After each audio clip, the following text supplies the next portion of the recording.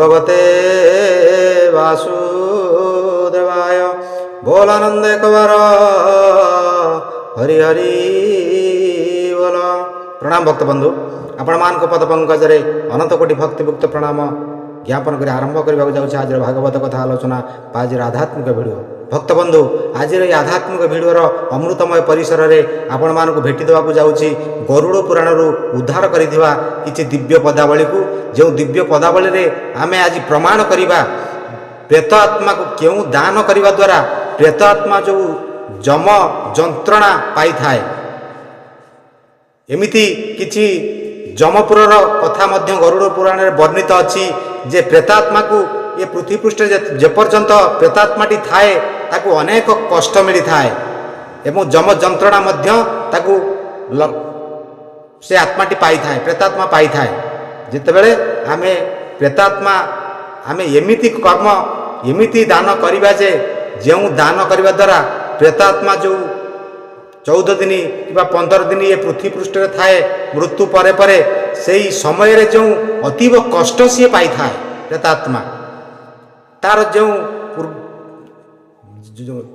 जन्मर बा कर्मफल सब थाए से कर्मफल जनित जम जंत्रणा ताको भोगिबा हुए। जो पाप कर्म करि थाए जीव खराब कर्म करि थाए से पाप कर्म फल जनित दुख ताको भोग करने को पड़े एवं से जो क्लेश से जो दुख प्रेतात्मा भोग करे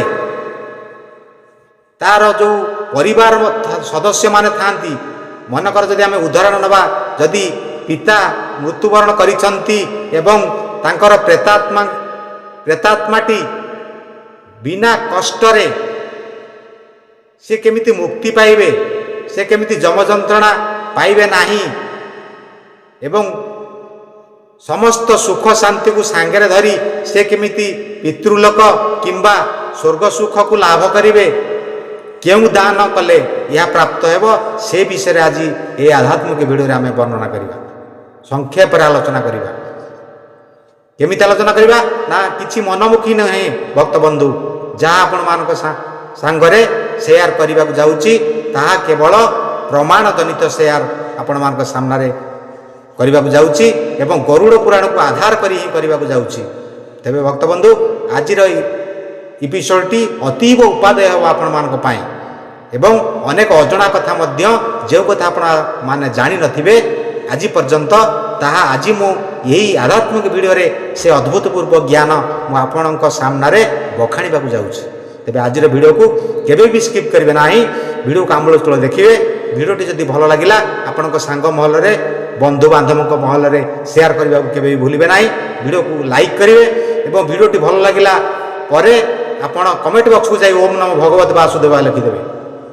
जदि प्रथम थर पर चैनल को आसीचंती तेबे मो प्राण भक्त बंधु माने गोटे गोटे सब्सक्राइब जमीते करदेवे एवं बेल आइकन को दबाई देवे, ऑल नोटिफिकेशन को एक्टिव रखिए जहाँफल मोर प्रति वीडियो अपलोड होगा मात्रे प्रथम नोटिफिकेशन आपण मान पाखे पहुँची।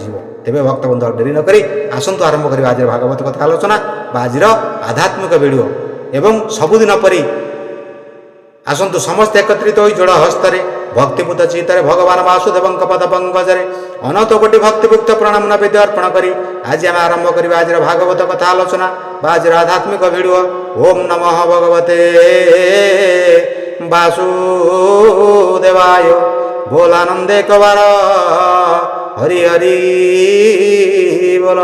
प्रणाम भक्त बंधु, हाजिर हो आपण मानकर यही भागवत कथा आलोचना बा आध्यात्मिक भिडियो रे अमृतमय परिसर रे मु आपण मानकर दासानुदास अधम सुरेंद्रनाथ माझी।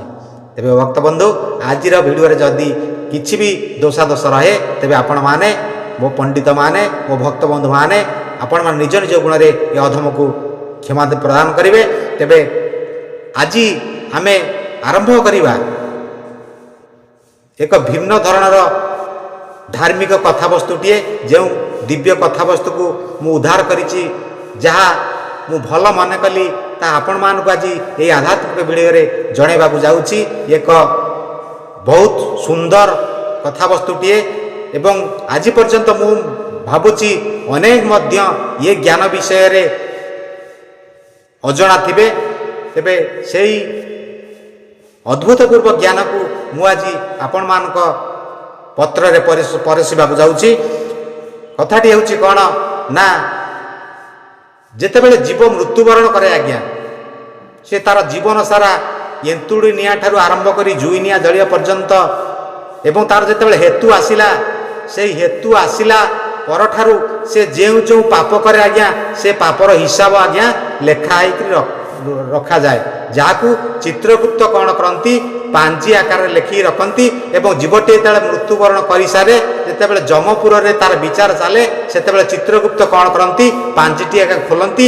ଯମ ପଚାରନ୍ତି ଚିତ୍ରଗୁପ୍ତ, ଇଏ ଜୀବର କ'ଣ ପାପ ଅଛି, କ'ଣ ପୁଣ୍ୟ ଅଛି, ତାହା ଟିକେ ତୁମେ ବର୍ଣ୍ଣନା କରି ଶୁଣାଅ। ଏବଂ ଚିତ୍ରଗୁପ୍ତ କ'ଣ କରନ୍ତି, ପାଞ୍ଜିକି ଖୋଲି ଦିଅନ୍ତି।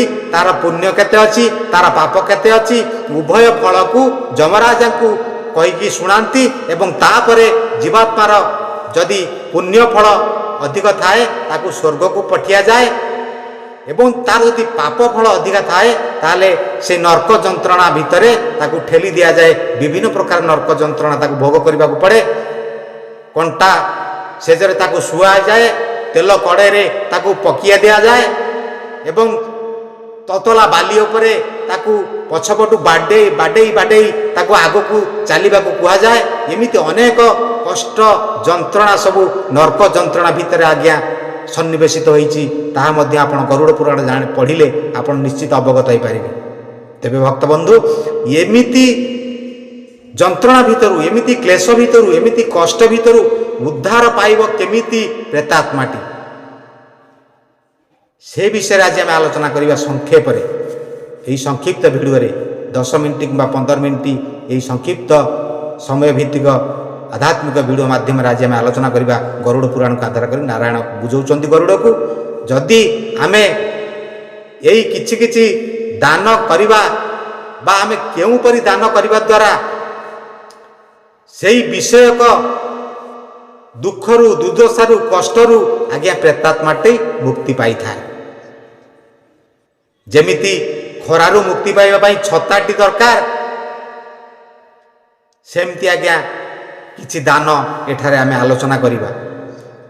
ତେବେ ନାରାୟଣ କହୁଛନ୍ତି ଆଜି ଗରୁଡ଼କୁ, କ'ଣ କହୁଛନ୍ତି ନା, ଅଧଗତିରୁ ପ୍ରେତ ହିଁ ହୁଇ ପ୍ରାପତ, ଦିଜେ ମୁଖ ଦାନ ଦେବା ନୁହଁ ଉଚିତ। ଯମଦୂତେ ମୃତ୍ୟୁ ପରେ ଯିବେ ଘେନି ଯାଆନ୍ତି, ଏ ପଥରେ ଯାତନା ବହୁ ଯନ୍ତ୍ରଣା ଦିଅନ୍ତି। ଆଜ୍ଞା, ଏ ଗରୁଡ଼ ପୁରାଣ ଯେତେବେଳେ ପଢ଼ିବେ ଆପଣ, ଯେଉଁ ନର୍କ ଯନ୍ତ୍ରଣା ବିଷୟରେ ଏଥିରେ ଆଲୋଚନା କରାଯାଇଛି, ଆପଣଙ୍କ ଆଖିରୁ ଆଜ୍ଞା ଠକ ଠକ ଲୁହର ଧାର ବୋହି ପଡ଼ିବ। ଆପଣ ସେତେବେଳେ ଭାବିବେ, ଇଏ ମଣିଷ ଜନ୍ମରେ ମୁଁ ଆଜି ପର୍ଯ୍ୟନ୍ତ କେତେ ପାପ କଲେଣି, ତାର ତ ହିସାବ ନିକାଶ ନାହିଁ। ମୋର ଯେତେବେଳେ ମୃତ୍ୟୁ ହେଇଯିବ, ଯମ ମୋତେ ତ ଏଇ ସବୁ ଯନ୍ତ୍ରଣା ଦେବେ। ତେବେ ସୁଧୁରି ଯିବା ଉଚିତ। ଏସବୁ ଶାସ୍ତ୍ର ପୁରାଣମାନଙ୍କ ସୃଷ୍ଟି ହେଇଛି ଏଇଥିପାଇଁ ଆଜ୍ଞା, ଆମେ ସତ୍ ପଥରେ ଯିବା ପାଇଁ, ସତ୍ କର୍ମ କରିବା ପାଇଁ। ଆମେ ଯେତେବେଳେ ଅସତ୍ ପଥକୁ ଚାଲିଯାଉ, ଅସତ୍ କର୍ମ କରି ପକାଉ, ସେତେବେଳେ ଆମକୁ ଏକ ପୁଣି ଆମକୁ ଭଲ ବାଟକୁ ଫେରାଇ ଆଣିବା ପାଇଁ, ଆମକୁ ଉତ୍ତମ ଚରିତ୍ରବାନ କରିବା ପାଇଁ, ଗୁଣବାନ କରିବା ପାଇଁ ଏହିସବୁ ଶାସ୍ତ୍ର, ବିଭିନ୍ନ ପ୍ରକାର ପୁରାଣ ଶାସ୍ତ୍ରର ସେଥିପାଇଁ ସୃଷ୍ଟି ହେଇଛି। ତେବେ ଯଦି କେତେବେଳେ ଆପଣମାନଙ୍କୁ ସମୟ ହେବ, ଯେବେ ଗରୁଡ଼ ପୁରାଣ ପଢ଼ିବେ, ତେବେ ନର୍କ ଯନ୍ତ୍ରଣା ବିଷୟ ଭିତରକୁ ଯେତେବେଳେ ଆପଣ ପ୍ରବେଶ କରିବେ, ଆପଣଙ୍କ ଆଖିରୁ ଧାର ଧାର ଲୁହ ବହିଯିବ। ଆଜି ନାରାୟଣ କହୁ ସେହି କଥାକୁ ସଂକ୍ଷେପରେ କହୁଛନ୍ତି କ'ଣ ନା, ଦିଜେ ମୁଖ ଦାନ ଦେବା ନୁହଁ ଉଚିତ, ଅଧଗତିରୁ ପ୍ରେତ ହିଁ ହୁଇ ପ୍ରାପତ। ଏ ଯମଦୂତେ ମୃତ୍ୟୁ ପରେ ଯିବେ ଘେନି ଯାନ୍ତି, ଏ ପଥରେ ଯାତନା ବହୁ ଯନ୍ତ୍ରଣା ଦିଅନ୍ତି। ଏ ନର୍କ ନିବାସ ବିଭିନ୍ନ ହେତୁ ଦୁଃଖ ଯେତେ, ଏ କହିନୁ ହଇ କଥାରେ ତାହାଟି କିଞ୍ଚିତେ। ଏ ଦୁଃଖରୁ ଉଦ୍ଧାର ସେଇ ହେବା ପାଇଁ ଯେବା ହାନିକର ଇ ଜୀବନେ ପୂଜି ଦିଜ ଦେବା ଏ ମୃତ୍ୟୁର ଥବା ପରେ ପୁତ୍ର ଶ୍ରଦ୍ଧା ସହ ଏ ନିୟମରେ ପ୍ରେତ କୃତ୍ୟ କରେ ନୋହି ମୋହ। ଯଦି ଆମର ପିତାମହ ମାନେ ତାଙ୍କର ଜୀବନ କାଳ ଭିତରେ ଅନେକ ପାପକର୍ମ କରିଥାନ୍ତି, ତାହେଲେ ତାଙ୍କର ମୃତ୍ୟୁ ପରେ ପ୍ରେତାତ୍ମା ଉଦ୍ଧାର ନିମନ୍ତେ, ପ୍ରେତାତ୍ମାର ଦିବ୍ୟ ଗତି ନିମନ୍ତେ, ପ୍ରେତାତ୍ମାର ସର୍ବ ସୁଖ ନିମନ୍ତେ ପୁତ୍ରଟି ଏହି କାମ କରିବା ଉଚିତ ବା ଏହି ଦାନ ଦେବା ଉଚିତ ବୋଲି ନାରାୟଣ କହୁଛନ୍ତି। ସେ ଦାନ ବିଷୟରେ ଆସନ୍ତୁ ଟିକେ ଆଲୋଚନା କରିବା। ଏ ଦୁଃଖରୁ ଉଦ୍ଧାର ସେହି ହେବା ପାଇଁ ଯେବା ହାନିକର ଇ ଜୀବନେ ପୂଜି ଦିଜ ଦେବା ଏ ମୃତ୍ୟୁର ଥବା ପରେ ପୁତ୍ର ଶ୍ରଦ୍ଧା ସହ ଏ ନିୟମରେ ପ୍ରେତ କୃତ୍ୟ କରେ ନୋହି ମୋହ। ଏ ପ୍ରେତ ଯେବେ ପ୍ରେତ ପୁରୁ ମୁକ୍ତି ଲଭଇ ଏ ସୁଖ ସମ୍ଭୋଗ ସୀମ ସ୍ୱର୍ଗରେ କରଇ। ଭଗବାନ ନାରାୟଣ କହୁଛନ୍ତି ଗରୁଡ଼, ଯଦି ପ୍ରେତପୁରରୁ ମୁକ୍ତି ନ ପାଇଲା ତାହେଲେ ତାର ନର୍କରେ ବାସ ହେବ। ଯମଦଣ୍ଡ ବିଭିନ୍ନ ପ୍ରକାର କଷ୍ଟଜନିତ ଦଣ୍ଡ ତାକୁ ଯମଦଣ୍ଡ ତାକୁ ଭୋଗ କରିବାକୁ ପଡ଼ିବ। ଏବଂ ଯଦି ମୃତ୍ୟୁ ସମୟରେ ବା ଏଇ ଯେଉଁ ଶୁଦ୍ଧ କର୍ମ ଭିତରେ ପିଣ୍ଡଦାନ ଭିତରେ ଯଦି ପୁତ୍ରଟି ଏଇ ଧରାପୃଷ୍ଠରେ ତାର ପିତାମହଙ୍କ ପାଇଁ ଏଇ ସବୁ ଦାନ କରେ, ତାହେଲେ ପ୍ରେତପୁରରୁ ପ୍ରେତାତ୍ମାଟି ଅକ୍ଲେଶରେ ମୁକ୍ତି ପାଇଥାଏ ଏବଂ ତାକୁ ସ୍ୱର୍ଗ ସୁଖ ମିଳିଥାଏ। ଏ ମୃତ୍ୟୁର ଥବା ପରେ ପୁତ୍ର ଶ୍ରଦ୍ଧା ସହ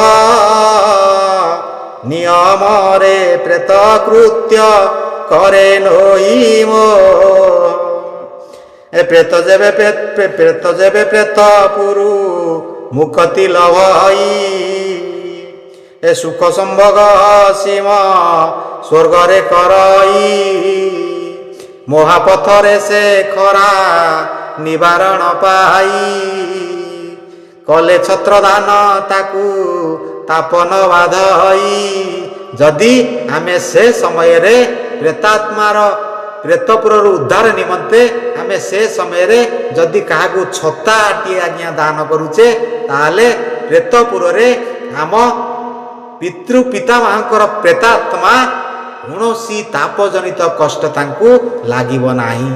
ଅଗ୍ନିରେ ପୋଡ଼ିଦେବା, ଅଗ୍ନିରେ ପକେଇଦେବା, ଖରାର ତାପ, ବାଲିରେ ଯେଉଁ ତତଲା ବାଲିରେ ଚଲେଇବା, ସେ ସମସ୍ତ ତାପ ବାଧାରୁ ସେ ଆଜ୍ଞା ଉଦ୍ଧାର ପାଆନ୍ତି। ଯଦି ଆମେ ସେଇ ଶୁଦ୍ଧ କର୍ମ ବା ପିଣ୍ଡ ଦାନ ସମୟରେ ଯଦି ଆମେ କାହାକୁ ଛତାଟି ଆଜ୍ଞା ଦାନ କରୁଛେ, ଏ ମହାପଥରେ ସେ ଖରା ନିବାରଣ ପାଇ ଏ କଲେ ଛତ୍ର ଦାନ ତାକୁ ତାପନ ବାଧଇ ଏ ନିବାରଣ ତୃଷା ପାଇଁ ଯେହୁ ଜଳ ଦାନ ଏ ତାପ ପାଇଁ ଗ୍ରୀଷ୍ମ ଦେବ ଦେଇଛନ୍ତି ଦାନ। ଯମପୁରରେ ଯେଉଁ ନର୍କ ଯନ୍ତ୍ରଣା ଦିଆଯାଏ ଆଜ୍ଞା ଆତ୍ମାକୁ, କ'ଣ ନା ଆଜ୍ଞା ଅତୀବ ଶୋଷ ଲାଗୁଥିବ, ପାଣି ତାକୁ ଦେଖିଆ ଯାଉଥିବ, ପାଣି ଆଜ୍ଞା ଦିଆଯିବନି। ଆପଣମାନେ ଅତ୍ୟାଧୁନିକ ଯେଉଁ ସିରିଏଲ ତିଆରି ହେଉଛି, ଫିଲ୍ମ ତିଆରି ହେଉଛି, ଟିଭି ସିରିଏଲ ତିଆରି ହେଉଛି, ଦେଖିଥିବେ ଫିଲ୍ମରେ ଭିଲିଆନଟିଏ କ'ଣ କରୁଥିବ ନା ଆଜ୍ଞା ପାଣି ତାର ଯିଏ ଶତ୍ରୁ ଥିବ ତାକୁ ଅନେକ ପିଟାପିଟି କରିଥିବ, ସେ ବିକଳରେ ଛଟପଟ ହେଉଥିବ, ପାଣି ଠୋପେ ପାଇଲେ ତାର ଜୀବନ ରହିଯିବ। ସେତେବେଳେ ଭିଲିଆନଟି କ'ଣ କରୁଥିବ ନା ପାଣି ଆଜ୍ଞା ତାକୁ ନ ଦେଇକରି ଦେଖେଇକରି ତା ପାଖରେ ଢାଳି ଢାଳି ଢାଳି ଢାଳି ମାଟିରେ ଚାଲୁଥିବ। ଚିନ୍ତା କରନ୍ତୁ ତ, ସେତେବେଳେ ଯେଉଁ ଲୋକଟି ପାଣି ପାଇଁ ଆତୁର ହେଉଥିବ ତାକୁ କେତେ କଷ୍ଟ ହେଉଥିବ। ଏମିତି ବି ଯମ ଯନ୍ତ୍ରଣା ଆଜ୍ଞା ଯମପୁରରେ ଦିଆଯାଏ। କାହିଁକି ନା ତାର ପାପ କର୍ମକୁ ସେ ଭୋଗ କରିବା ନିମିତ୍ତ ଯମ ଦୂତମାନେ ମଧ୍ୟ ଯମପୁରରେ ଆତ୍ମାକୁ ଏମିତି ଦଣ୍ଡ ଦେଇଥାନ୍ତି। ପାଣି ମାଗୁଥାଏ, ଶୋଷରେ ତଣ୍ଟି ଶୁଖି ଯାଉଥାଏ, ପାଣି ଦେଖାନ୍ତି କିନ୍ତୁ ପାଣି ଦିଅନ୍ତି ନାହିଁ। ତେଣୁ ସେ ସମୟରେ ପୃଥିବୀ ପୃଷ୍ଠରେ ଏହି ଧରଣୀ ବକ୍ଷରେ ଯଦି ତାର ପୁତ୍ରମାନେ କାହାକୁ ଜଳଛତ୍ର ଦାନ କରନ୍ତି ତାହେଲେ ସେ ଦଣ୍ଡରୁ ସେ ମୁକ୍ତି ପାଇଯାଏ, ତାକୁ ଜଳ ଦୋଷ ଆଉ ଭୋଗିବାକୁ ପଡ଼େ ନାହିଁ। ଏ କଲେ ଛତ୍ର ଦାନ ତାକୁ ତାପ ନ ବାଧଇ, ଏ ନିବାରଣ ତୃଷା ପାଇଁ ଯେହୁ ଜଳ ଦାନ, ତାପ ପାଇଁ ଗ୍ରୀଷ୍ମ ଦେବ ଦେଇଛନ୍ତି ଦାନ, ଏ ନିବାରଣ କ୍ଷୁଧା ପାଇଁ ଅନ୍ନ ବ୍ୟଞ୍ଜନ ଦେବ, ଏ ନିବାରଣ ଲଜ୍ଜା ପାଇଁ ବସ୍ତ୍ର ଦାନ ଦେବ। ଆଉ କ'ଣ କରିବ ନା ଯମଦଣ୍ଡ ମାନେ ଖାଇବାକୁ ଦିଅନ୍ତି ନାହିଁ। ଯଦି ପୃଥିବୀ ପୃଷ୍ଠରେ ତାର ପୁତ୍ର ସନ୍ତାନ ମାନେ ଅନ୍ନ ଦାନ କରନ୍ତି ତାହେଲେ ଯମଦଣ୍ଡ ମାନେ ଯମଦୂତ ମାନେ ସେଠାରେ ଆତ୍ମାକୁ ଖାଇବାକୁ ଦେଇଥାନ୍ତି। ଯଦି ପୃଥିବୀ ପୃଷ୍ଠରେ ଅନ୍ନ ବ୍ୟଞ୍ଜନ ଦାନ ତାର ପୁତ୍ର ସନ୍ତାନ ମାନେ କରନ୍ତି, ଯଦି ଯମପୁରରେ ଖାଇବାକୁ ନ ଦିଆଯାଉଥାଏ ସେ ଦଣ୍ଡ ଭୋଗିବାକୁ ତାର ଥାଏ, କଟିଯାଏ, ଏହାଦ୍ୱାରା କଟିଯାଏ। ଏବଂ ଯଦି ବସ୍ତ୍ର ଦାନ ତାର ପୁତ୍ରମାନେ ଏଠି କରନ୍ତି ପୃଥିବୀ ପୃଷ୍ଠରେ, ଯମଦୂତମାନେ କ'ଣ କରନ୍ତି ନା ଲଙ୍ଗଳା କରିଦିଅନ୍ତି। ଆଜ୍ଞା ଶରୀରରେ ବସ୍ତ୍ର କିଛି ରଖନ୍ତି ନାହିଁ ଏବଂ କଣ୍ଟା ବାଡ଼ି ଆଣିକି ପିଟନ୍ତି, ତତଲା ତେଲ କଡ଼େଇରେ ପକେଇ ଦିଅନ୍ତି, ତତଲା ବାଲି ଉପରେ ଚଲାନ୍ତି, ପଛପଟୁ ମାଡ଼ ହେଉଥିବ, ଚାଲ ଚାଲ ଚାଲ ଚାଲ, ଆତ୍ମାଟି ଦୌଡ଼ିଥାଏ, ପଛପଟୁ ଆଡ଼େ ମାଡ଼ ବାଜୁଥାଏ, ଗୋଡ଼ ତାତି ଯାଉଥାଏ, ତତଲା ବାଲି ଫୋଟକା ହେଇଯାଉଥାଏ। ଏମିତି ଅନେକ ବିଭତ୍ସ କାଣ୍ଡ ଭୋଗିବାକୁ ପଡ଼େ, ବିଭତ୍ସ ଦଣ୍ଡ ଭୋଗିବାକୁ ପଡ଼େ ଆତ୍ମାକୁ ସେଠାରେ। କିନ୍ତୁ ଯଦି ପୃଥିବୀ ପୃଷ୍ଠରେ ତାର ପୁତ୍ର ସନ୍ତାନ ମାନେ ବସ୍ତ୍ର ଦାନ କରନ୍ତି ଆତ୍ମାକୁ ସେଠାରେ ମଧ୍ୟ ଯମଦୂତ ମାନେ ବସ୍ତ୍ର ପିନ୍ଧାନ୍ତି, ଉଲ୍ଲଗ୍ନ କରାନ୍ତି ନାହିଁ, ଲଙ୍ଗଳା କରନ୍ତି ନାହିଁ। ତେବେ ଭକ୍ତବନ୍ଧୁ ଆଜିର ଭିଡ଼ିଓଟି 17 ମିନିଟ୍ 22 ସେକେଣ୍ଡ ହେବାକୁ ବସିଲେଣି। ଆଜିର ଲଙ୍ଗ ଭିଡ଼ିଓ ହେଇଗଲାଣି ଭକ୍ତବନ୍ଧୁ, ଆଜି ଭିଡ଼ିଓକୁ ଏଇଠାରେ ରଖିବା। ତେବେ ଆଜିର ଭିଡ଼ିଓରେ ଆମେ ଏହି ଅଦ୍ଭୁତପୂର୍ବ ଜ୍ଞାନ ଆହରଣ କଲେ। କ'ଣ ନା ନିବାରଣ ପାଇଁ ଲଜ୍ଜା ବସ୍ତ୍ର ଦାନ ଦେବ, ଏ ଦାନମାନ ଏହିପରି କରିଲେ ଭକ୍ତିରେ, ଦୁଃଖ ତିଳେଇଲେ ପ୍ରେତ ନ ପାଏ ସେ ପୁରେ। ଭକ୍ତବନ୍ଧୁ ସମୟ ଅତିକ୍ରାନ୍ତ ହେଲାଣି, ଆସନ୍ତୁ ଭଗବାନ ବାସୁଦେବଙ୍କ ପଦ ପଙ୍କଜରେ ଅନନ୍ତ କୋଟି ଭକ୍ତଭୁକ୍ତ ପ୍ରଣାମ ନୈବେଦ୍ୟ ଅର୍ପଣ କରି ଆଜି ଏଇଠାରେ ସାଙ୍ଗ କରିବା ଆଜିର ଭାଗବତ କଥା ଆଲୋଚନା ବା ଆଜିର ଆଧ୍ୟାତ୍ମିକ ଭିଡ଼ିଓ। ଓମ୍ ନମଃ ଭଗବତେ ବାସୁଦେବାୟ। ବୋଲାନନ୍ଦେ କୁମାର ହରି ହରି।